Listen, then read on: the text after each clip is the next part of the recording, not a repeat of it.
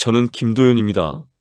올해로 66, 시니어 건강 컨설턴트로 20년째 어르신들의 건강을 돌봐왔습니다. 오늘은 많은 분들이 설마 하실 이야기를 꺼내려 합니다. 이걸 들으시고 오늘 밤 주무시기 전에 한 가지만 바꾸셨으면 합니다. 2년 전 가을이었습니다. 오후 상담을 막 끝낸 참에 응급실 당직 선생님한테서 전화가 왔습니다. 박 선생님, 보호자가 꼭 선생님을 찾아요. 빨리 와보셔야 할 것 같습니다. 응급실 병상에는 68배 이장욱 씨가 누워 계셨습니다. 평소 제 외래를 다니시던 분입니다. 왼쪽 팔다리에 힘이 풀렸습니다. 말이 약간 어눌해졌습니다. 뇌경색이었습니다. CT 결과를 보고 나서 곁에 계시던 사모님이 저를 붙잡고 우셨습니다. 선생님, 아침마다 머리가 묵직하다고 했거든요. 피곤한 거겠지 하고 그냥 넘겼는데 그 말이 아직도 제 귀에 남아 있습니다. 아침마다 머리가 무거운 것. 그게 뇌가 보내는 마지막 경고였을 수 있습니다. 오늘 저는 여러분께 아침 머리 무거움의 두 얼굴을 보여드리겠습니다. 왜 생기는지, 얼마나 위험한지, 그리고 지금 당장 바꿀 수 있는 것은 무엇인지 끝까지 함께 해주시겠습니까?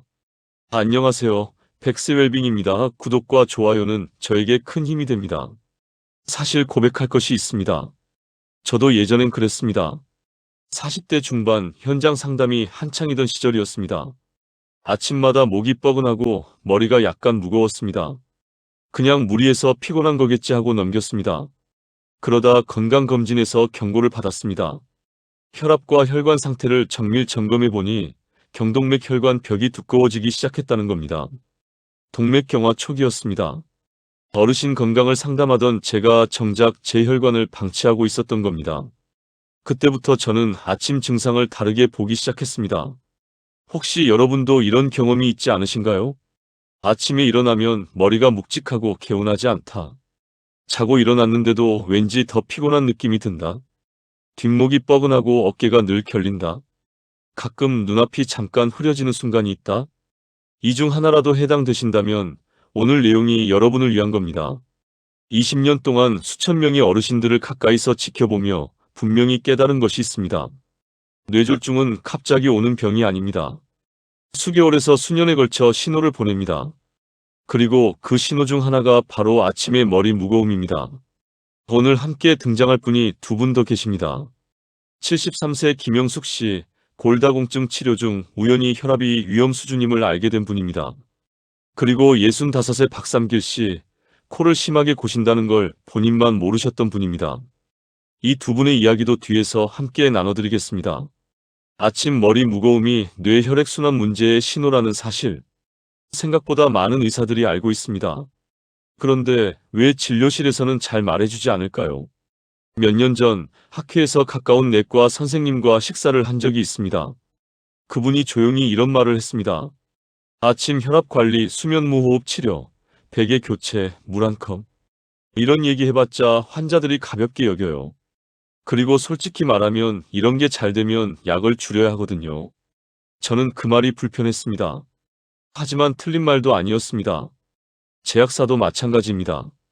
혈압약, 수면제, 신경안정제. 이것들은 잘 팔립니다.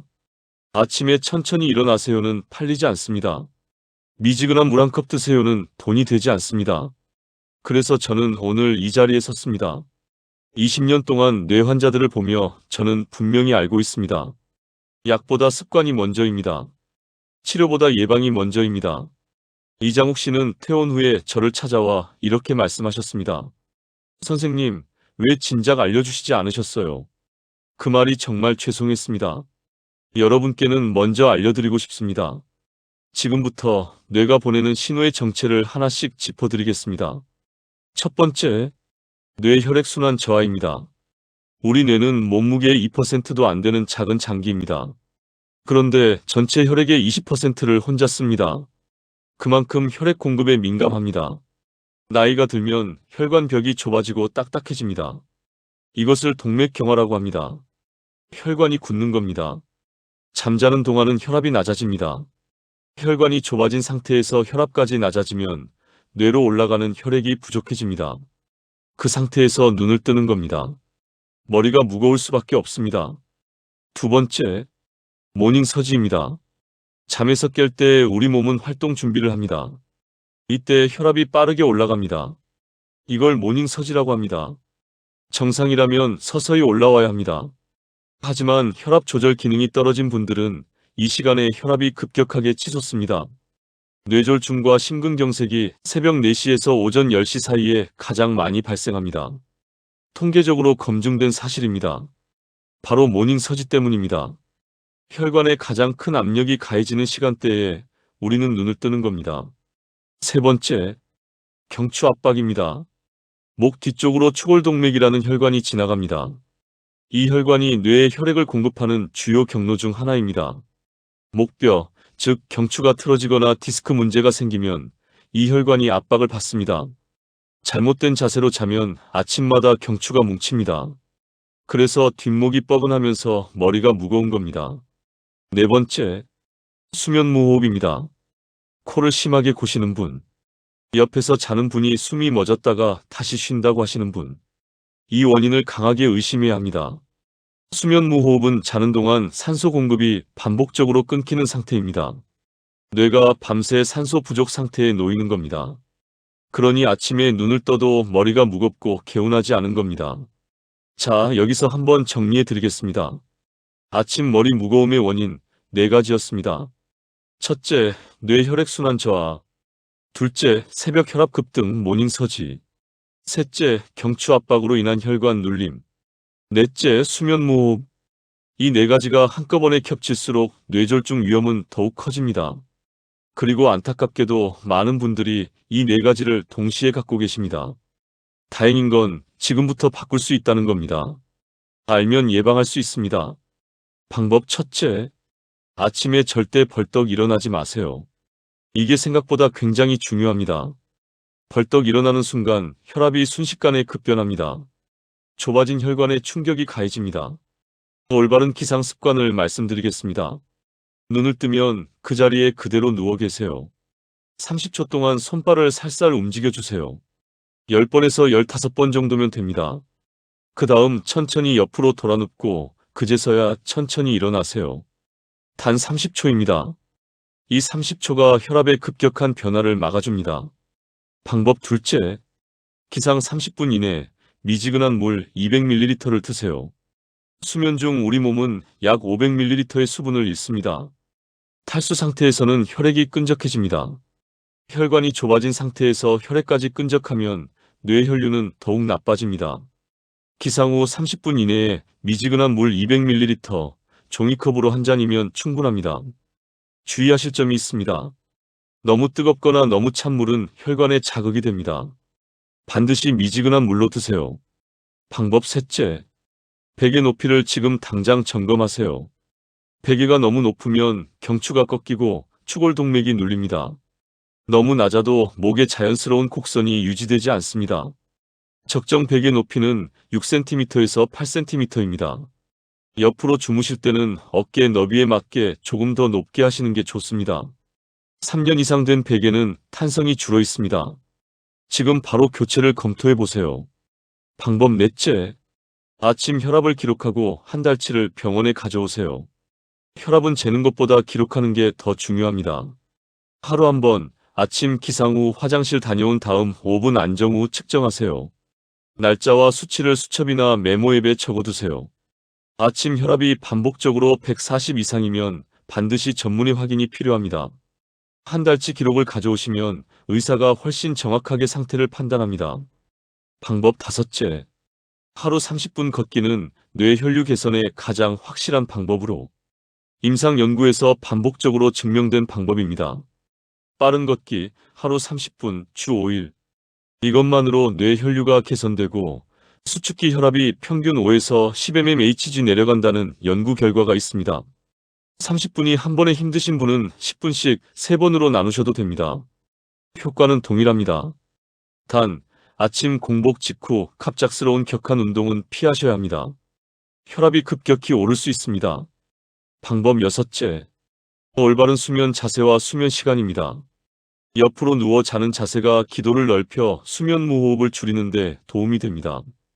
반드시 누워 자면 혀가 뒤로 넘어가 기도를 막을 수 있습니다. 권장 수면 자세는 옆으로 눕기입니다. 왼쪽이든 오른쪽이든 상관없습니다. 습관이 되기 어려우신 분은 등 뒤에 쿠션이나 베개를 받쳐보세요. 자는 동안 자연스럽게 옆 자세가 유지됩니다. 지금까지 좋다고 알려진 것들 다시 한번 짚어드리겠습니다. 먼저 기상 방법입니다.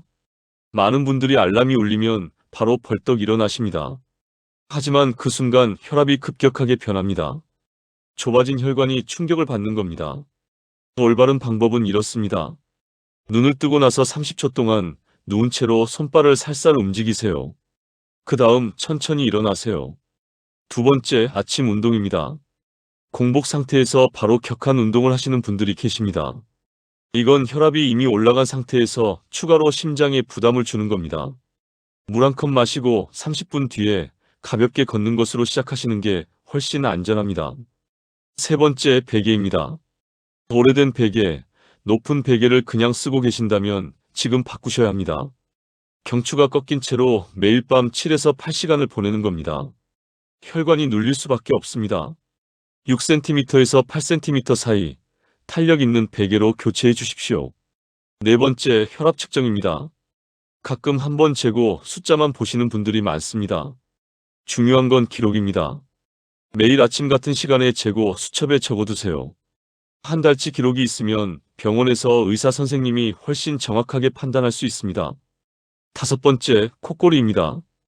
콧골이를 원래 그런 거라고 방치하시는 분들 정말 많습니다. 하지만 콧골이 뒤에 수면무호흡이 숨어 있을 수 있습니다. 한 번만 수면다운 검사를 받아보세요. 무호흡 여부를 정확히 확인할 수 있습니다. 수면무호흡은 치료가 됩니다. 그냥 두셔야 할 이유가 없습니다. 내 상태가 얼마나 위험한지 집에서 확인할 수 있습니다. 들으시면서 해당하는 항목 수를 세어보세요. 하나, 아침에 머리가 무겁고 멍한 느낌이 일주일에 3회 이상 반복된다. 둘, 아침 기상 직후 혈압을 재면 140 이상이 자주 나온다. 셋, 자고 일어나도 피곤하고 낮에 갑자기 졸음이 쏟아진다. 넷, 간혹 어지럽거나 눈앞이 살짝 흐려지는 순간이 있다. 다섯, 뒷목이 항상 뻐근하고 어깨가 만성적으로 결린다. 자, 몇 개나 해당되셨나요? 한 개라도 해당되신다면 오늘 내용을 진지하게 받아들이셔야 합니다. 3개 이상이라면 지금 바로 생활 습관을 바꾸셔야 합니다. 어지럼증이나 시야 흐림이 함께 있다면 빠른 시일 내에 병원에서 뇌혈관 검사를 받아보시길 강하게 권합니다. 평소와 다른 태어나서 처음 느끼는 수준의 두통이 갑자기 온다면 이것은 뇌출혈의 응급 신호일 수 있습니다. 즉시 119에 연락하세요.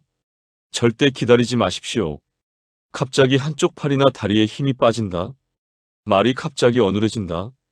이것은 뇌경색의 전형적인 초기 증상입니다. 골든타임은 4.5시간입니다. 이 시간 안에 치료를 받아야 후유증이 최소화됩니다. 혈압이 180 이상이면서 두통이 심하다면 고혈압성 응급 상태일 수 있습니다. 조금 기다리면 나아지겠지라는 생각이 가장 위험합니다. 바로 응급실을 가십시오. 아침에 냉수 샤워를 하면 혈액순환이 좋아진다. 이런 말 들어보셨지요? 젊고 혈관이 건강한 분들에게는 해당될 수 있습니다. 하지만 혈압이 높거나 혈관이 좁아진 분들에게 찬물 자극은 혈관을 급격히 수축시킵니다. 몇 해 전 응급실에 67 되신 어르신이 오셨습니다. 아침 찬물 샤워 후 쓰러지셨습니다. 혈압이 200을 넘었습니다. 뇌혈관이 버텨준 것이 다행이었습니다. 60세 이상 혈압이 있으신 분은 아침 냉수 샤워를 피하십시오. 미지근한 물로 천천히 체온을 올려가는 게 훨씬 안전합니다. 많은 분들이 아침에 커피 한 잔으로 하루를 시작하십니다. 문제는 공복 상태에서 커피가 혈압을 일시적으로 올린다는 겁니다. 모닝서지로 이미 혈압이 올라가 있는 상태에서 커피까지 더하면 혈관에 가해지는 압력이 더 커집니다. 권장 순서를 말씀드리겠습니다. 기상하면 먼저 물 200ml를 마시고 30분 후에 식사를 하세요. 커피는 반드시 식사 이후에 드시기 바랍니다. 커피를 아침 식사 이후로 미루는 것만으로도 혈관에 가해지는 위험을 크게 줄일 수 있습니다. 아침 머리 무거움에 두통약을 드시는 분들이 계십니다. 증상은 잠깐 가라앉을 수 있습니다. 하지만 근본 원인은 그대로입니다. 오히려 두통약의 과도한 복용이 약물 과용성 두통을 만들 수 있습니다. 두통약은 한 달에 10일 이상 드시면 안 됩니다. 아침 머리 무거움이 반복된다면 약으로 버티지 말고 원인을 찾으십시오. 뇌경색으로 쓰러지셨던 68 이장욱 씨는 퇴원 후 저와 외래를 다시 시작하시면서 5가지 습관을 실천하셨습니다. 벌떡 일어나지 않기, 30초 누운 채 손발 움직이기, 기상 후 물 200ml, 베개를 7cm짜리로 교체, 매일 아침 혈압 기록, 하루 20에서 30분 가볍게 걷기. 3개월 후 외래에서 혈압 기록지를 가지고 오셨습니다. 아침 수축기 혈압이 평균 152에서 134로 내려왔습니다. 머리 무거움은 일주일에 한두 번 정도로 줄었다고 하셨습니다. 선생님, 이제 아침에 일어나는 게 무섭지 않아요. 사모님이 옆에서 웃으셨습니다. 저도 눈시울이 뜨거워졌습니다. 골다공증 치료 중 우연히 아침 혈압이 163까지 나왔던 73 김영숙 씨는 처음엔 약만 드시다가 수면 자세와 베개를 바꾸고 걷기를 시작하셨습니다.